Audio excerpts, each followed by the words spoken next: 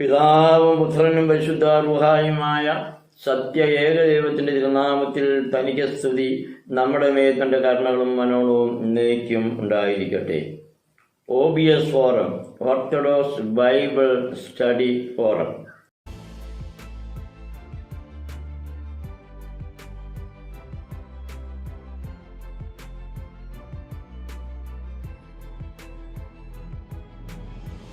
നൂറ്റി 59 എപ്പിസോഡിലേക്ക് ഏവർക്കും സുസ്വാഗതം. എബ്രായ ലേഖനം 10 അധ്യായം 1 വാക്യം നാം ഇപ്രകാരം വായിക്കുന്നു: ന്യായപ്രമാണം വരുവാനുള്ള നന്മകളുടെ നിഴലല്ലാതെ കാര്യങ്ങളുടെ സാക്ഷാൽ സ്വരൂപമല്ല. The law is only a shadow of the heavenly things to come, not the realities themselves. വരുവാനുള്ള സ്വർഗീയമായവയുടെ നിഴലായിട്ടാണ് ന്യായപ്രമാണം, അതായത് പഴയ നിയമത്തെ നാം പഠിക്കുന്നത്. അതിൽ നിന്ന് സ്വർഗീയമായ പൂർണ്ണതയുള്ള വെളിപ്പെടപ്പെട്ട ആത്മീയ രഹസ്യങ്ങളുടെ പഠനം നിഴലുകളും പൊരുളുകളുമായി വ്യാഖ്യാനിച്ച് പഠിക്കുവാൻ നമ്മുടെ പിതാക്കന്മാർ ഏറെ ശ്രദ്ധിക്കുകയും സഭയുടെ ആരാധനാ ക്രമങ്ങളിൽ, പ്രത്യേകിച്ച് സദറാകളിൽ ഈ വിധമായിരിക്കുന്ന പഠന രീതികൾക്ക് സാക്ഷ്യം വഹിക്കുകയും ചെയ്തിട്ടുണ്ട്. വേദപുസ്തക പഠനത്തിൽ നിഴൽ പൊരുൾ വ്യാഖ്യാനം വളരെ പ്രസക്തമായ ഒന്ന് തന്നെയാണ്. ഇതിനെ അടിസ്ഥാനമാക്കി ഉൽപ്പത്തി മുതൽ വെളിപാട് വരെയുള്ള പുസ്തകങ്ങളിലൂടെ ഒരു പഠന യാത്ര ഈ ലക്കം മുതൽ നമ്മൾ ആരംഭിക്കുന്നു. വിശ്വാസം വചന അടിസ്ഥാനത്തിൽ പഠിക്കുവാൻ ആഗ്രഹിക്കുന്ന ഏവർക്കും ഇത് വളരെ ഉപകാരപ്രദമായി തീരും എന്ന വിശ്വാസമാണ് എനിക്കുള്ളത്. ഈ വ്യാഖ്യാന രീതി നമ്മിൽ പലർക്കും പരിചിതമാണ്. പിതാക്കന്മാർ എഴുതിയിരിക്കുന്ന ആരാധനയിലെ സദറാകൾ ഇപ്രകാരമുള്ള ധാരാളം വ്യാഖ്യാനങ്ങളെ നമുക്കായിട്ട് എഴുതി സമർപ്പിച്ചിട്ടുണ്ട്.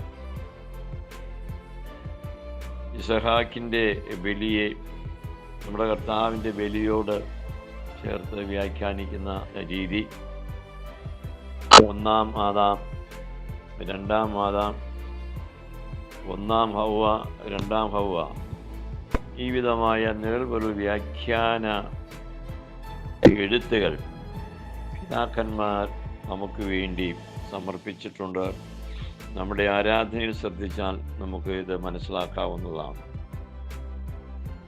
അതുകൊണ്ട് ഈ ഒരു പഠന രീതി ഉൽപ്പത്തി മുതലുള്ളതായിരിക്കുന്ന കാര്യങ്ങളെ ഏകദേശം സംക്ഷിപ്തമായി ചുരുക്കത്തിൽ പഠന വിഷയമാക്കുകയാണ്. നമുക്ക് ഉൽപ്പത്തിയിൽ നിന്ന് ആരംഭിക്കാം. ഉൽപ്പത്തി 1:1 ദൈവത്തിൻ്റെ ആത്മാവ് വെള്ളത്തിന്മേൽ പരിവർത്തിച്ചുകൊണ്ടിരുന്നു എന്നും ആ പരിവർത്തനത്തോട് ചേർന്നാകുന്നു പ്രപഞ്ചത്തിൻ്റെ സൃഷ്ടി നടക്കുന്നതെന്നും പഠിക്കുവാൻ സാധിക്കും.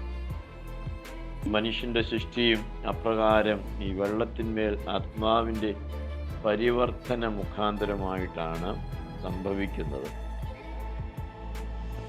പാഴും ശൂന്യവുമായിരുന്ന ഭൂമിയിൽ ദൈവാത്മാവിൻ്റെ പരിവർത്തനം വെള്ളത്തിന്മേലുണ്ടാകുകയും തുടർന്ന് പ്രപഞ്ച സൃഷ്ടി സാധ്യമാകുകയും ചെയ്യുന്നതാണ് നാം ഉൽപ്പത്തി പുസ്തകത്തിൽ നിന്ന് പഠിക്കുന്നത്. ദൈവത്തിൻ്റെ ആത്മാവിൻ്റെ പരിവർത്തനം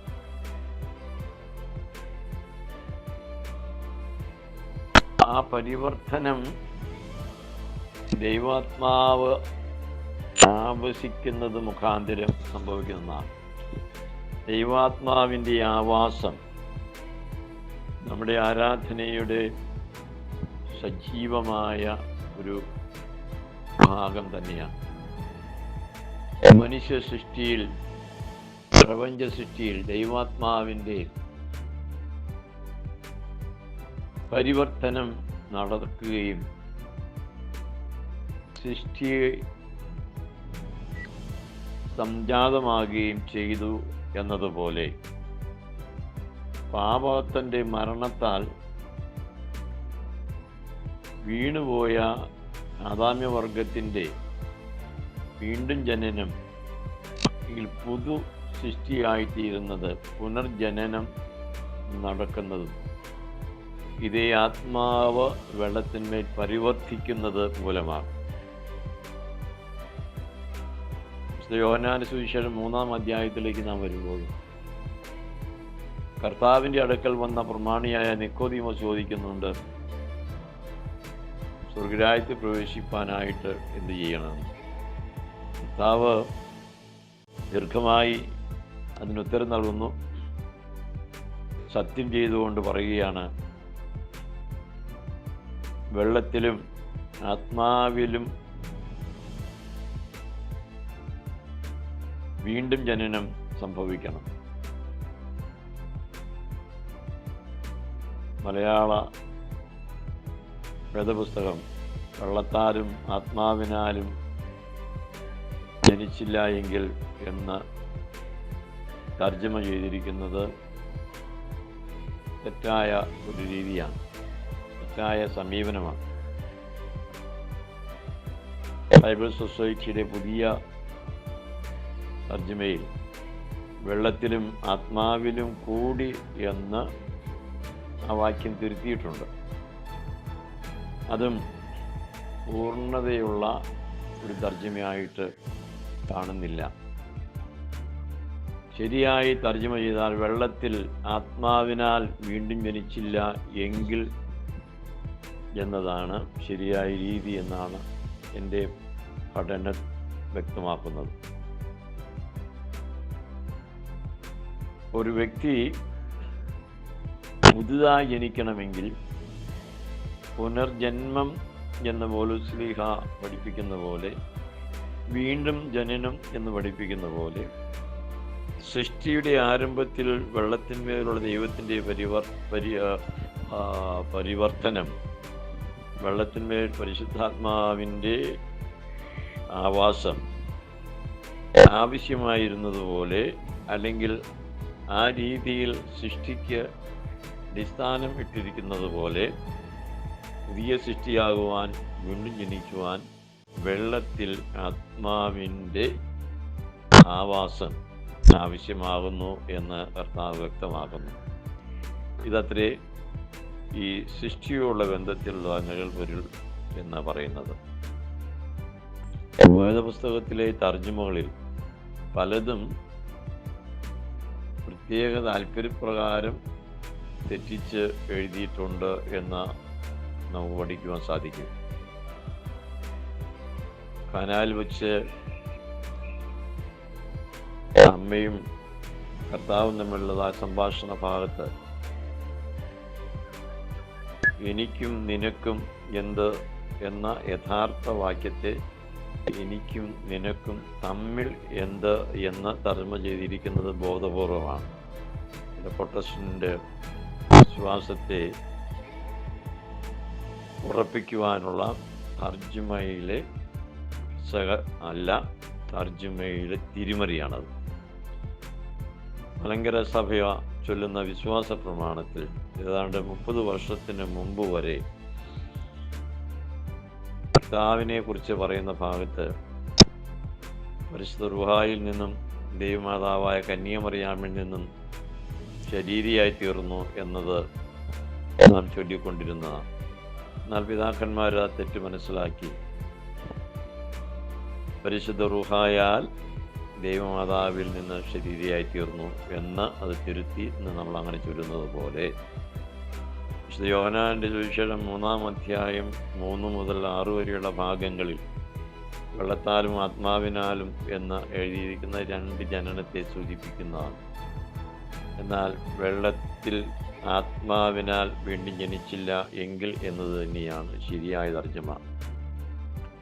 അതിൻ്റെ 5-ാം വാക്യത്തിൽ പറയുന്നത്, ആത്മാവിൽ നിന്ന് ജനിച്ചത് ആത്മാവ്, ജഡത്തിൽ നിന്ന് ജനിച്ചത് ജഡം. അപ്പം ആത്മാവിൽ നിന്ന് ജനിക്കുന്നു, ആത്മാവാകുന്നു പുതിയ സൃഷ്ടി.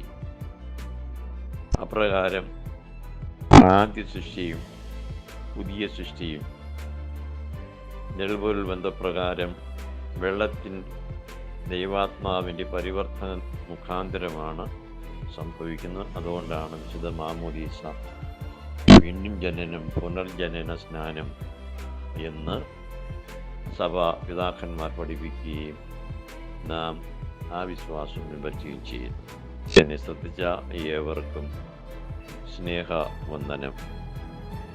കഴിയുന്നതും നമ്മുടെ വിശ്വാസികൾക്ക് ഇത് ഷെയർ ചെയ്യുകയും ഇത് കേൾക്കുന്നവർ OBS ഫോറം സബ്സ്ക്രൈബ് ചെയ്ത് ഇതിനെ സഹായിക്കുകയും ചെയ്യണമെന്ന് അപേക്ഷിച്ചുകൊണ്ട് നന്ദി. കോട്ടച്ചൻ.